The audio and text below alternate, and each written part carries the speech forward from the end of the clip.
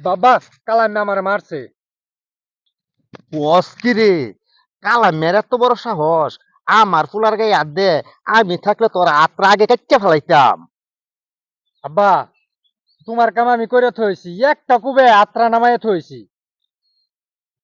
তুই তো হাত নামাইছস, আমি দুদিন উপস্থিত থাকতাম না, একটা কুবে কাল্লাটা নামাই আলতাম।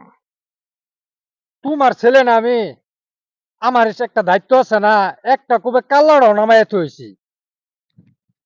বস কি বাবা, কাল্লাও নামাই আলছস? এটা তো মার্ডার হয়ে গেছে। এ মার্ডার টানবো কেডা?